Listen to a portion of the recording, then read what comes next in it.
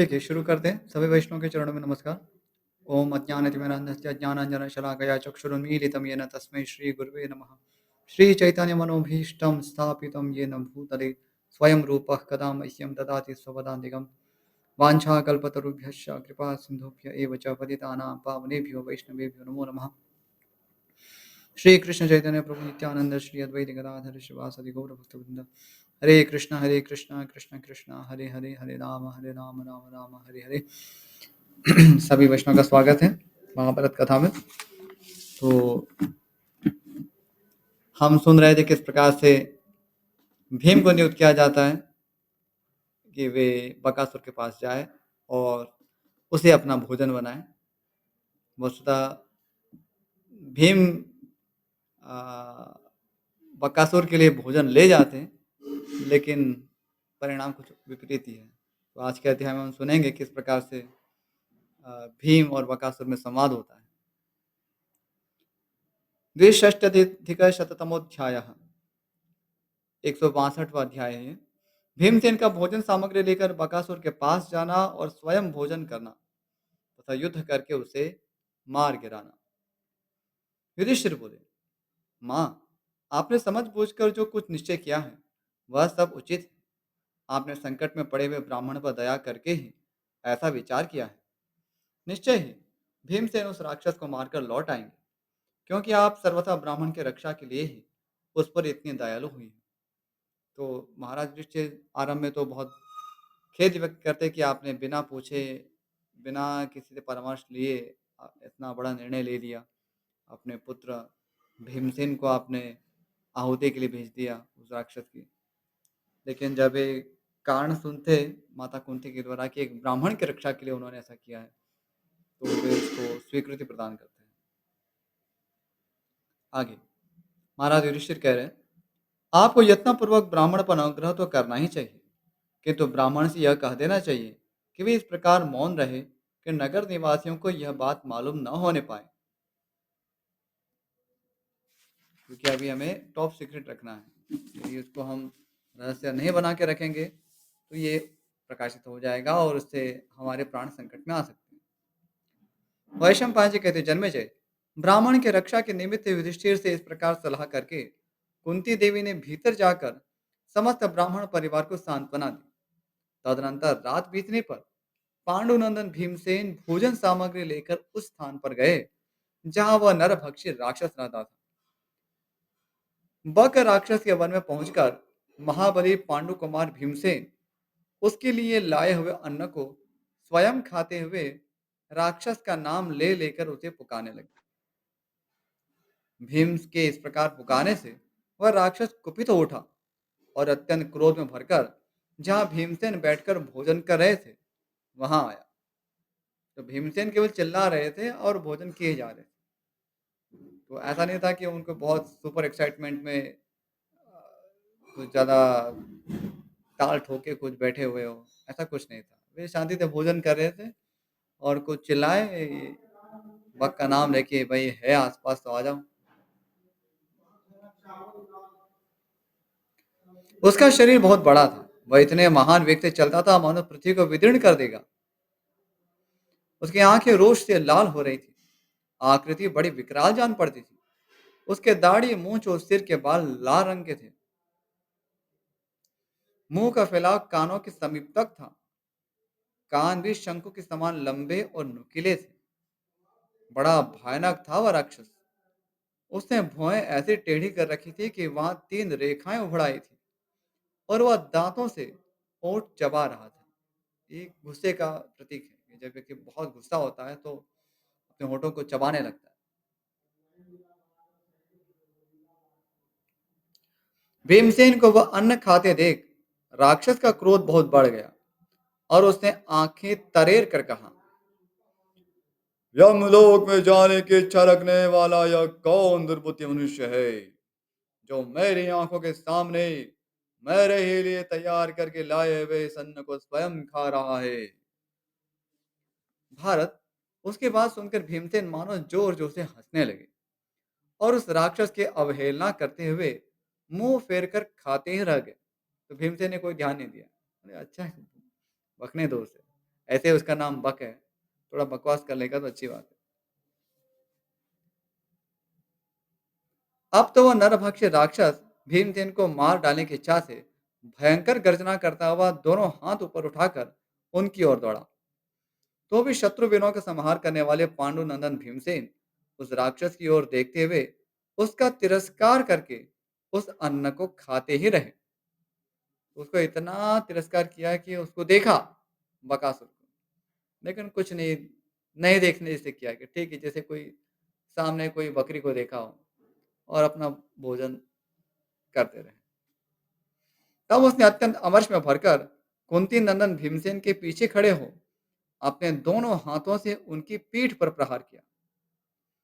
इस प्रकार बलवान राक्षस के दोनों हाथों से भयानक चोट खाकर भी भीमसेन ने उसकी ओर देखा तक नहीं। तो दोनों हाथ को जोड़कर उसने पीठ पे धक्का मारा, मुक्का मारा था। लेकिन भीमसेन पीछे मुड़ के भी नहीं देखते। अरे ठीक है। वे भोजन करने में ही संलग्न रहे। तब उस बलवान राक्षस ने पुनः अत्यंत कुपित हो एक वृक्ष उखाड़कर भीमसेन को मारने के लिए फिर उन पर धावा किया। तदनंतर नरश्रेष्ठ महाबली भीमसेन ने धीरे धीरे वह सब अन्न खाकर आचमन करके मुंह हाथ धो लिए। तो ये अभी एक शिष्टाचार है जो आजकल हम अभी नहीं करते प्राय, कि भोजन ग्रहण करने के पूर्व भी आचमन करना होता है और भोजन ग्रहण करने के पश्चात भी आचमन करना होता है। और हाथ पैर धोना वो भी भोजन के पूर्व होता है और हाथ पैर धोना बाद में भी होता है। फिर भी अत्यंत प्रसन्न हो युद्ध के लिए डट गए। जन्मेजय कुपित राक्षस के द्वारा चलाए हुए उस वृक्ष को पराक्रमी भीमसेन ने बाएं हाथ से हंसते हुए से पकड़ लिया। तो वृक्ष तो चला है, लेकिन बाएं हाथ लेफ्ट हैंड से उसको पकड़ लिया। तब उस बलवान निशाचर ने पुनः बहुत से वृक्षों को उखाड़ा और भीमसेन पर चला दिया। पांडुनंदन भीम ने पांडुनंदन भीम ने भी उस पर अनेक वृक्षों द्वारा प्रहार किया। महाराज, नरराज तथा राक्षस राज का वह भयंकर वृक्ष युद्ध उस वन के समस्त वृक्षों के विनाश का कारण बन गया। वहां ऐसा लग रहा था कि वे अब पूरा जंगल साफ कर देंगे। तदनंतर बकासुर ने अपना नाम सुनाकर महाबली पांडुनंदन भीमसेन की ओर दौड़कर दोनों बाहों से उन्हें पकड़ लिया। महाबाहु बलवान भीमसेन ने भी उस विशाल भुजाओं वाले राक्षस को दोनों भुजाओं से कसकर छाती से लगा लिया और बलपूर्वक उसे इधर उधर खींचने लगे। उस समय बकासुर उनके बाहुपाश से छूटने के लिए छटपटा रहा था। तो उसको इतना छाती से कस दिया कि अभी वो छूट ही नहीं पा रहा है। भीमसेन उस राक्षस को खींचते थे तथा राक्षस भीमसेन को खींच रहा था। इस खींचा खींची में वह नरभक्षी राक्षस बहुत थक गया, क्योंकि भीमसेन का बल तो उस राक्षस को क्या ज्ञात था। तो 10,000 हाथियों का बल रखते थे और ये राक्षस जो थोड़ा को शायद 10 आदमियों जितना होगा, उससे भीमसेन को क्या अंतर पड़ता है। उन दोनों के महान वेग से धरती जोर से कांपने लगी। उन दोनों ने क्षमा करें उन दोनों ने उस समय बड़े बड़े वृक्षों के भी टुकड़े टुकड़े कर डाले। उस नरभक्षी राक्षस को कमजोर पड़ते देख भीमसेन उसे पृथ्वी पर पटक कर रगड़ने और दोनों घुटनों से मारने लगे। तदनंतर उन्होंने अपने एक घुटने से बलपूर्वक राक्षस की पीठ दबाकर दाहिने हाथ से उसकी गर्दन पकड़ ली। तो थोड़ा एक दृश्य की कल्पना करने का प्रयास करें।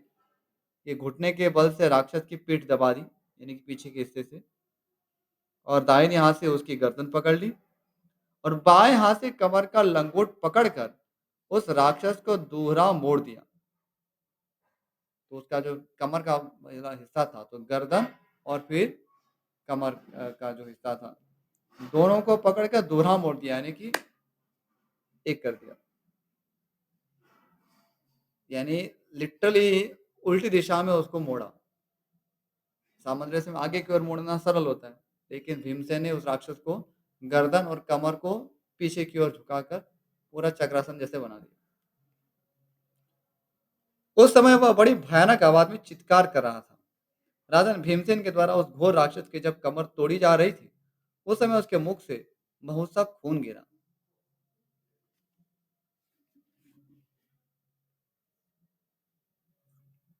आगे का अध्याय। बकासुर के वध से राक्षसों का भयभीत होकर पलायन और नगर निवासियों की प्रसन्नता। वैशंपायन जी कहते हैं, राजन, पसली की हड्डियों से पसली की हड्डियों के टूट जाने पर पर्वत के समान विशालकाय बकासुर भयंकर चित्कार करके प्राण रहित हो गया। तो बहुत भयानक दृश्य था वो, तो देखना भी एकदम विभत्सता लगेगी। ऐसा दृश्य आंखों के लिए भी बहुत ही कष्ट उत्पन्न करता, लेकिन भीमसेन उसके आदी थे, अभ्यस्त थे, क्योंकि उनका तो मारने का तरीका ही ऐसा था। जो भी आएगा उसको जैसे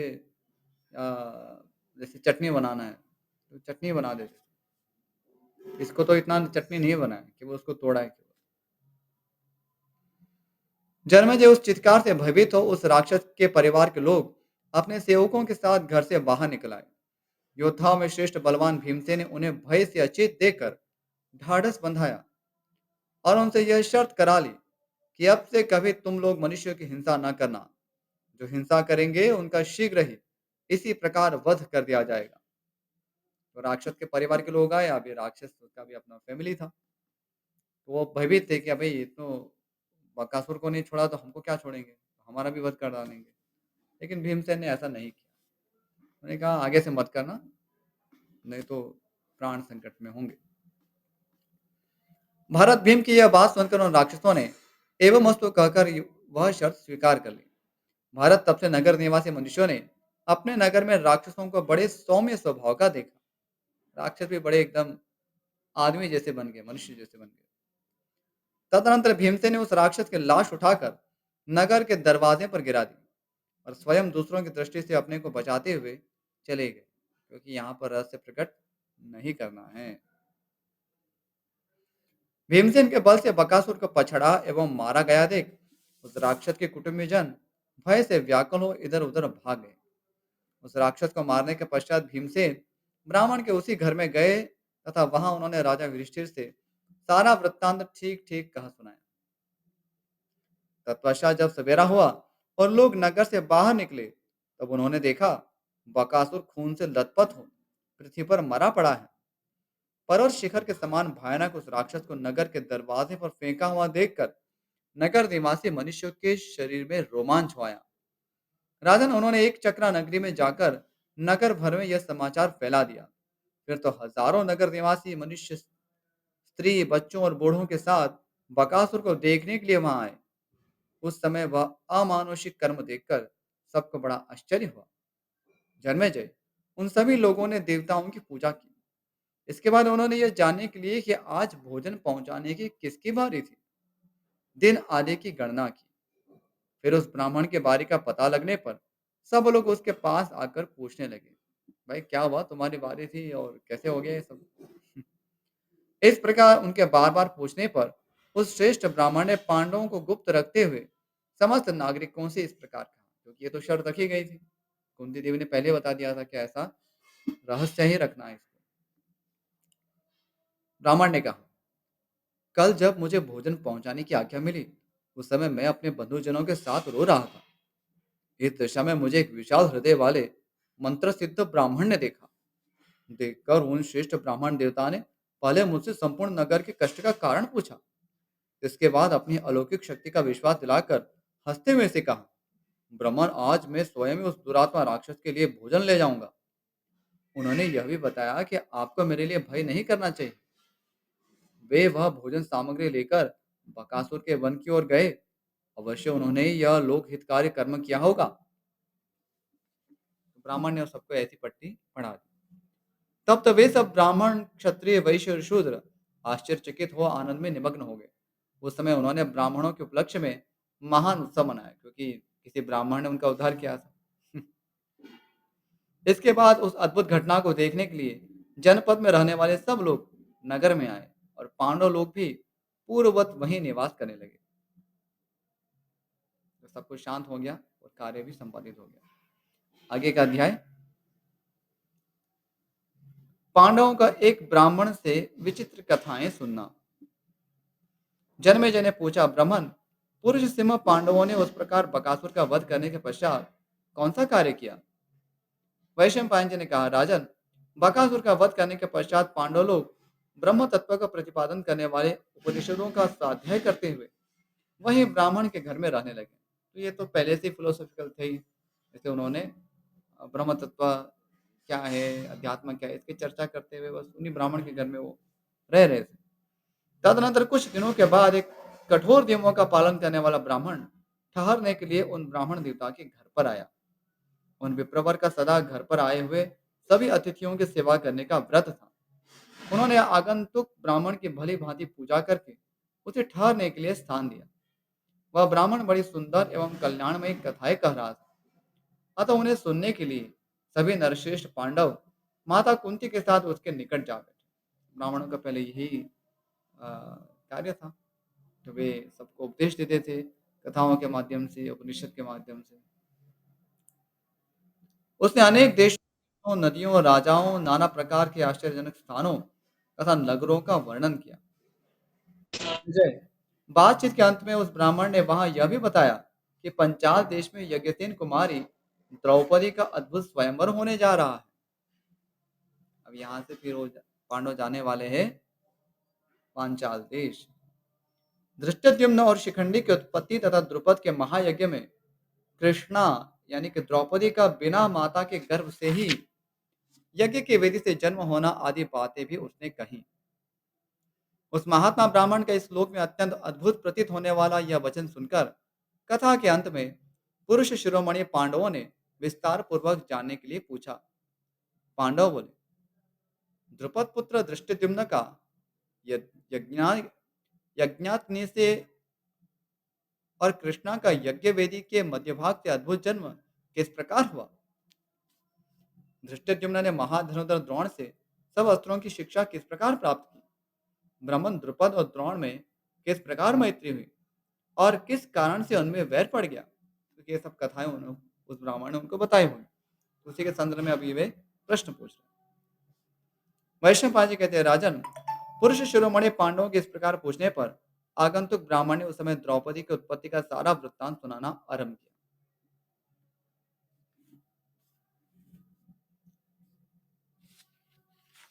अब ये थोड़ी सी कथा, इसमें थोड़ा सा रिपीटेशन होगा, लेकिन अब ये ब्राह्मण देवता बता रहे हैं, ये इसमें वर्णन हो रहा है। आगे कहते हैं, द्रोण के द्वारा द्रुपद के अपमानित होने का वृत्तांत। आगंतुक ब्राह्मण ने कहा, गंगा द्वार में एक महाबुद्धिमान और परम तपस्वी भरद्वाज नामक महर्षि रहते थे, जो सदा कठोर व्रत का पालन करते थे। एक दिन वे गंगा जी में स्नान करने के लिए गए। वहां पहले से ही आकर सुंदरी अप्सरा घृताची गंगा जी में गोते लगा रही थी। महर्षि ने उसे देखा। जब नदी के तट पर खड़ी वह वस्त्र बदलने लगी, उस समय वायु ने उसकी साड़ी उड़ा दी।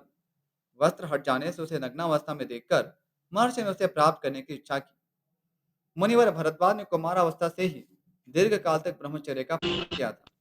घृताची में चित्त आसक्त हो जाने के कारण उनका वीर्य स्खलित हो गया। महर्षि ने उस वीर्य को द्रोण यानी कि यज्ञ कलश में रख लिया। उसी से बुद्धिमान भरद्वाज के द्रोण नामक पुत्र हुआ। उसने संपूर्ण वेदों और वेदांगों का भी अध्ययन कर लिया। पृषद नाम के एक राजा भरद्वाज मुनि के मित्र थे। उन्हीं दिनों राजा पृषद के भी द्रुपद नामक पुत्र हुआ। क्षत्रिय शिरोमणि पृषद कुमार द्रुपद प्रतिदिन भरद्वाज मुनि के आश्रम पर जाकर द्रोण के साथ खेलते और अध्ययन करते थे।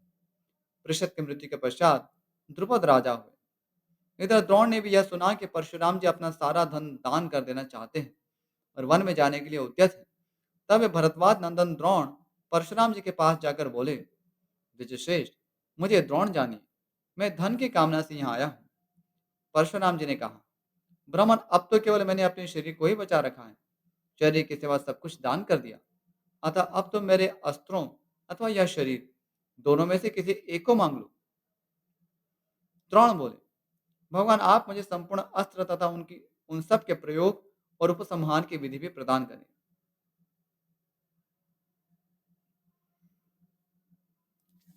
आगंतुक ब्राह्मण ने कहा। तब भृगुनंदन परशुराम जी ने तथास्तु कहकर अपने सब अस्त्र द्रोण को दे दिए। उन सबको ग्रहण करके द्रोण उस समय कृतार्थ हो गए। उन्होंने परशुराम जी से प्रसन्नचित होकर परम सम्मानित ब्रह्मास्त्र का ज्ञान प्राप्त किया और मनुष्य में सबसे बढ़ चढ़कर हो गए। तब पुरुष सीमा प्रतापी द्रोण ने राजा द्रुपद के पास जाकर कहा। अब द्रोण राजा द्रुपद के पास जा रहे हैं उनकी सभा में और कह रहे हैं, राजन, मैं तुम्हारा सखा हूँ, मुझे पहचानो। द्रुपद ने कहा, वही कटुवचन। जो श्रोत्रिय नहीं है वह श्रोत्रिय का, जो रथी नहीं है वह रथी वीर का, और इसी प्रकार जो राजा नहीं है वह किसी राजा का मित्र होने योग्य नहीं है। फिर तुम पहले की मित्रता की अभिलाषा क्यों करते हो? आगंतुक ब्राह्मण ने कहा, बुद्धिमान द्रोण ने पांचाल राज द्रुपद से बदला लेने का मन ही मन निश्चय किया। फिर वे कुरुवंशी राजाओं की राजधानी हस्तिनापुर में गए। वहां जाने पर बुद्धिमान द्रोण को नाना प्रकार के धन लेकर भीष्म जी ने अपने सभी पौत्रों को उन्हें उन्हें शिष्य रूप में सौंप दिया। तब द्रोण ने उस सब शिष्यों को एकत्रित करके, जिनमें कुंती के पुत्र तथा अन्य लोग भी थे, द्रुपद को कष्ट देने के उद्देश्य से इस प्रकार कहा, निष्पाप शिष्यगण, मेरे मन में तुम लोगों से कुछ गुरु दक्षिणा लेने की इच्छा है। अस्त्र विद्या में पारंगत होने पर तुम्हें वह दक्षिणा देनी होगी। इसके लिए सच्ची प्रतिज्ञा करो। तब अर्जुन आदि शिष्यों ने अपने गुरु से कहा, तथास्तु, ऐसा ही होगा। जब समस्त पांडव अस्त्र विद्या में पारंगत हो गए और प्रतिज्ञा पालन के निश्चय पर दृढ़तापूर्वक डटे रहे, तब द्रोणाचार्य ने गुरु दक्षिणा लेने के लिए पुनः यह बात कही। अहित छत्रा नगरी में पृषद के पुत्र राजा द्रुपद रहते हैं। उनसे उनका राज्य छीनकर शीघ्र मुझे अर्पित कर दो। गुरु की आज्ञा पाकर धृतराष्ट्र पुत्रों सहित पांडव पंचाल देश में गए। वहां राजा द्रुपद के साथ युद्ध होने पर कर्ण, दुर्योधन आदि कौरवों तथा दूसरे दूसरे प्रमुख क्षत्रिय वीर परास्त होकर रणभूमि से भाग गए। तब पांचों पांडवों ने द्रुपद को युद्ध में परास्त कर दिया और मंत्रियों सहित उन्हें कैद करके द्रोण के सम्मुख ला दिया। महेंद्र पुत्र अर्जुन महेंद्र पर्वत के समान दुर्धर्ष थे। जैसे महेंद्र ने दानव राज को परास्त किया था, उसी प्रकार उन्होंने पांचाल राज पर विजय पाई। यहाँ महेंद्र यानी कि इंद्र। अमित तेजस्वी अर्जुन का वह महान पराक्रम देख राजा द्रुपद के समस्त बांधवजन बड़े विस्मित हुए और मन ही मन कहने लगे, अर्जुन के समान शक्तिशाली दूसरा कोई राजकुमार नहीं है। द्रोणाचार्य बोले, राजन, मैं फिर भी तुमसे मित्रता के लिए प्रार्थना करता हूँ। यज्ञसेन, तुमने कहा था, जो राजा नहीं है वह राजा का मित्र नहीं हो सकता। अतः मैंने राज्य प्राप्ति के लिए तुम्हारे साथ युद्ध का प्रयास किया है। तुम गंगा के दक्षिण तट के राजा रहो और मैं उत्तर तट का। आगंतुक ब्राह्मण कहता है, बुद्धिमान भरद्वाज नंदन द्रोण की ओर कहने पर अस्त्रविद्ताओं में श्रेष्ठ पंचाल नरेश द्रुपद ने विप्रवर द्रोण से इस प्रकार कहा, महामति द्रोण, एवं अस्तु, आपका कल्याण हो। आपकी जैसी राय है उसके अनुसार हम दोनों की वही पुराने मैत्री सदा बनी रहे। शत्रुओं का दमन करने वाले द्रोणाचार्य और द्रुपद एक दूसरे से उपयुक्त बातें कहकर परम उत्तम मैत्री भाव स्थापित करके इच्छानुसार अपने अपने स्थान को चले गए। उस समय उनका जो महान अपमान हुआ, वह दो घड़ी के लिए भी राजा द्रुपद के हृदय से निकल नहीं पाया। वे मन ही मन बहुत दुखी थे और उनका शरीर भी बहुत दुर्बल हो गया। अभी आगे की कथा है जिसमें वे द्रोण का विनाश करने के लिए पुत्र की कामना करते हैं और उसके साथ उन्हें एक पुत्र भी प्राप्त होती है जिनका नाम याज्ञसेनी होता है, यानी कि कृष्ण, जिनको द्रौपदी भी कहा जाता है, लेकिन वो कथा हम कल सुनेंगे। ठीक है, तो इस विषय में यदि कोई प्रश्न है, संशय है, कोई जिज्ञासा हो तो कर सकते हैं। विवेक प्रभु। जी प्रभु, माता जी ने प्रश्न हैंड रेज किया है। हाँ जी, प्रश्न पूछिए। हरे कृष्ण प्रभु हाँ जी। जी माता जी। जी, आपने जो कहा है ना कि खाने से पहले आचमन करना चाहिए, जी ठीक है? तो उसका थोड़ा विस्तार में बताएंगे कि मतलब क्या हुआ? जैसे कि मैं खाना खाने बैठती हूँ ना, तो एक श्लोक बोलती हूँ, वो ये वाला है, अनम ब्रह्मा रसम विष्णु भोक्ता देवो जनार्दनम एवं त्यात्वा तथा ज्ञात्वा अन्न दोषो न लिप्यते। ये बोलती हूँ, बट आप ये जो बोले मुझे समझ में नहीं आया। ये आचमन क्या है कि सामान्य रूप से सभी परंपराओं में जो भी वैदिक धर्म के पालन करने वाले हैं, तो उसमें अलग अलग विधि होती है। भोजन के पहले जैसे होता है ना, थोड़ा एक प्रोक्षण भी करते हैं इस प्रकार से ना, जल छिड़क के। तो ये अलग अलग इसमें विधि भी होती है और आचमन करना होता है। आचमन एक एक प्रकार से उसमें ये एक हम अ, जिस प्रकार समझे, जैसे हम कोई भी पवित्र कर्म करते हैं तो कैसे है कि हम आचमन करके चलते हैं। इसी प्रकार से इसमें भी यही विधान है और इसलिए आचमन करने की विधि शास्त्रों में दी है। तो विस्तार से जानना तो जैसे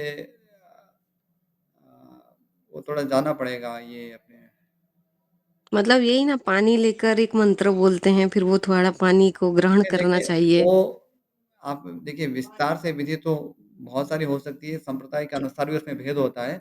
लेकिन बेसिक चीज़ें यही जी, है कि जब भी हम प्रसाद की थाली पे बैठे, तो जैसे पानी के जी। लिए ग्लास है, वैसे आचमन के लिए भी एक पात्र होना चाहिए, आदर्श रूप से। और अच्छा जी। आचमन करके फिर भोजन ईश्वर को प्रार्थना करके ग्रहण करना चाहिए और फिर भोजन के पश्चात भी आचमन करके ही वो पूरा होता है। उसको हाथ धोकर फिर आचमन करना होता है। तो अच्छा जी। तो ये इसकी विधि है। सामान्य रूप से इसका हम पालन नहीं करते हैं, इससे नहीं करते या नहीं हो पाता है, जो भी कारण रहा। लेकिन ये एक पद्धति रही है। इसमें अलग-अलग उसमें कारण हो सकते हैं। ये भी एक हमारी एक जैसे भोजन के पश्चात भी शरीर अशुद्ध होता है थोड़ा-सा, तो उसको हम उसके लिए भी हम आचमन करते हैं, मन से भी शुद्ध होते हैं। तो मुख शुद्धि इत्यादि तो करते हैं, लेकिन आचमन के द्वारा जो अंतःशुद्धि है, उस पे भी हम ध्यान देते हैं। हुँ, तो ये बहुत सारी ऐसी जो क्रिया है, रिचुअल्स है वैदिक जीवन के जो हम अभी नहीं कर रहे हैं, तो लेकिन धीरे-धीरे उसकी ओर हमें आगे बढ़ना चाहिए। जहाँ तक संभव उसको करना चाहिए और जहाँ पर हम उसको नहीं कर पा रहे, तो सतत रूप से जो हरि नाम है, तो उसको हमें करना चाहिए। कम से कम वो हमें कभी नहीं त्यागना चाहिए। इसलिए जहाँ कहीं भी ऐसे वैदिक नीति नियम हम पालन नहीं कर पा रहे, तो वहाँ भगवान नाम करना चाहिए, भगवान नाम कीर्तन करना चाहिए, भगवान नाम स्मरण कर सकते हैं।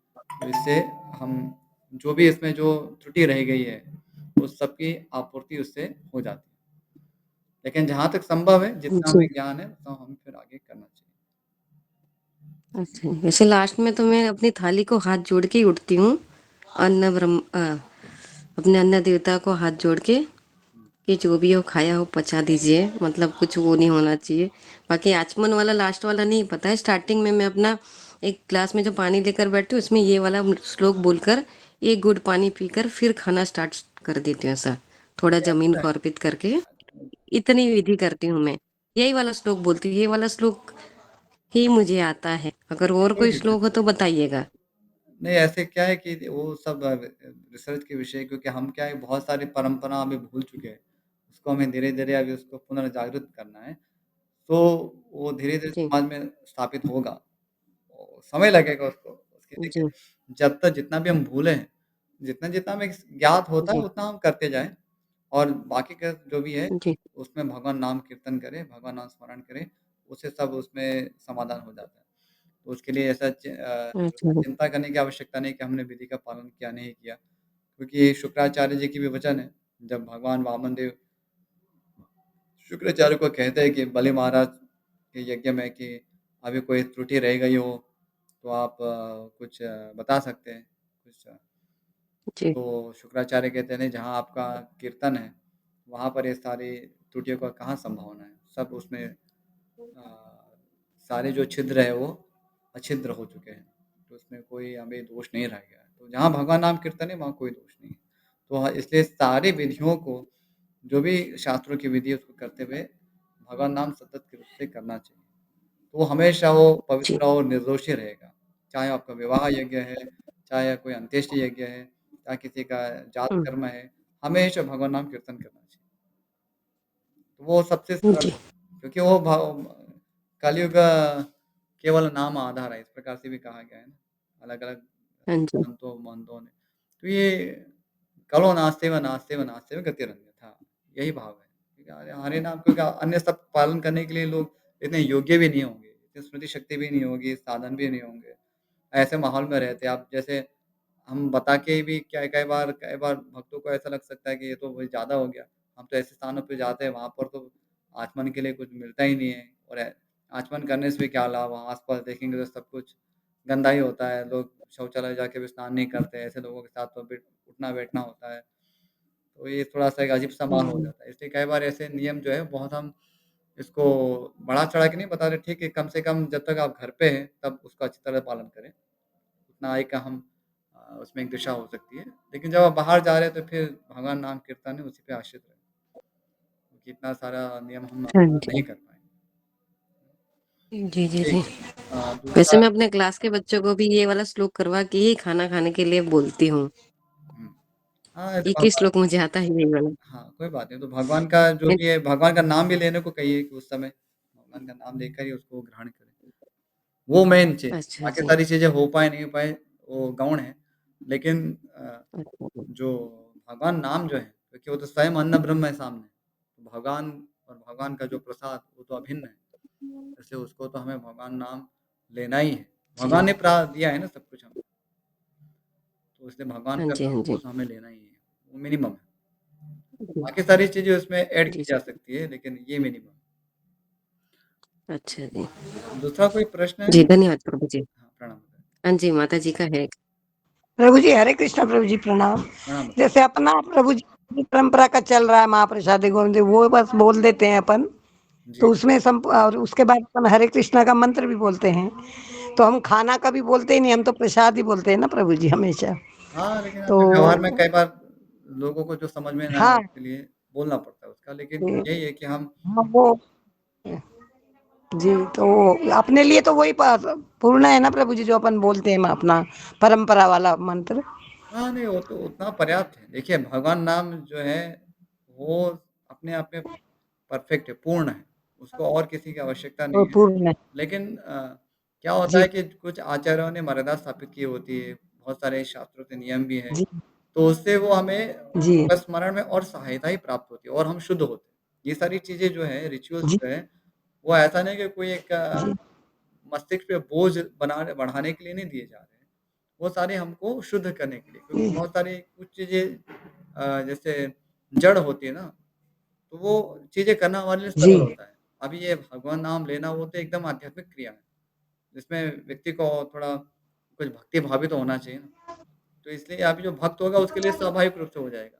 लेकिन जो भक्त नहीं है उसके लिए फिर विधि जी देनी पड़ती है, देखो ऐसा करना है, इतने बार भगवान का नाम लेना है, जी जी ये वाला श्लोक जी बोलना है, वो वाला करना है। तो ये सारी चीज़ें जो है, उसको फिर कैसे न कैसे पकड़ के, कान इधर नहीं तो उधर से पकड़ के, लेकिन उसको भगवत स्मरण में लगाना।